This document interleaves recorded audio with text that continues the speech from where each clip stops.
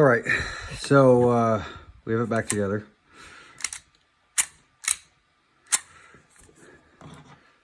This is the barrel retainer that I had broke when I was trying to clear the barrel with a rod. And when I put the rod in here and gave it a tap, the barrel retainer there broke off, rendering the gun useless. So you can see real light first stage. It's long, but and a pretty light break. And I didn't do all the polishing that I recommended. If you did, this would be butter. I guess I don't have a measuring to show you how light that is. It's not super crisp. A little work with the file back here on that hammer.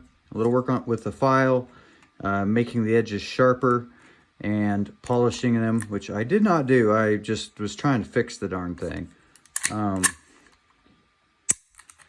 It made it super clean. I also, the recoil spring here, I actually just took a torch to the top couple coils and shrunk it down, so it's a lot lighter. It is a lot lighter to pull back, so that it still cycles fine. Gotta put that in the right way.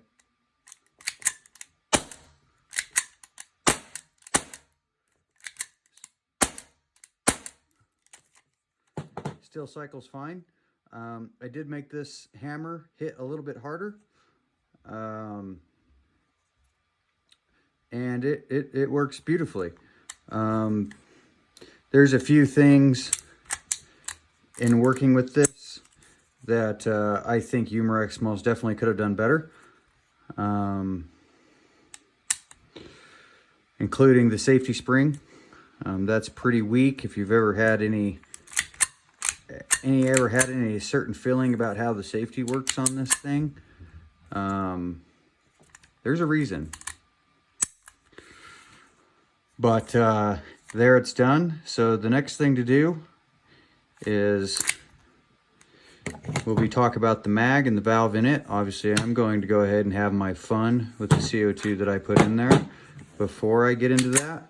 Oh, before I forget, if you're going to take this apart, and I can sometimes get this slide stuck, and I can tell you why. That's because I pulled it back and you pull the slide up to get it off. Well, in order for you to do that without damaging it, you need to pull this pin, hammer it out that way, remove it entirely, and then the slide will pull back a little further, and that will allow you, that's what that spring was up in there, that will allow you to pull the slide back far enough to pick it up off and take it off the front. With that in there, that keeps the slide from coming all the way back to where you can pick it up off of it. That was an old problem with these. If you look at old reviews, after shooting them a lot, people would shoot it, this would cycle, the slide would cycle, and it would pick up and get stuck.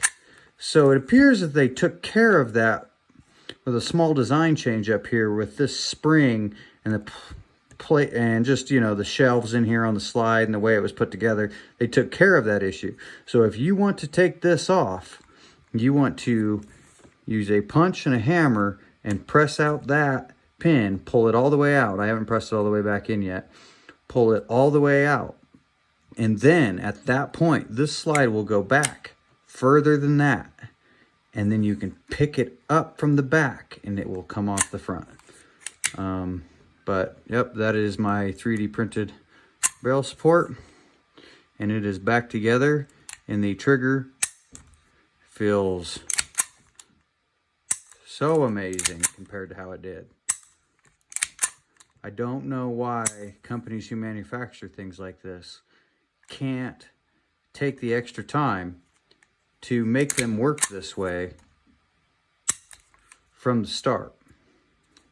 So stay tuned and watch for my mods on the magazine to get a little more feet per second out of it.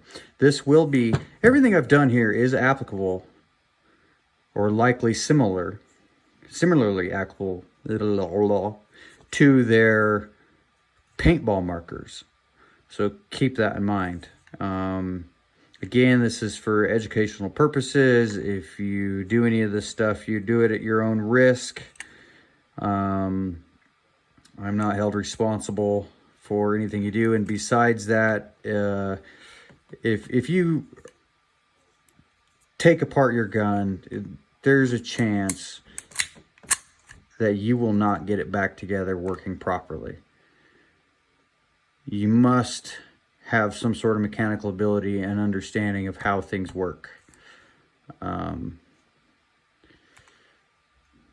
A firearm is way more simple than an air gun. Not that these are hard,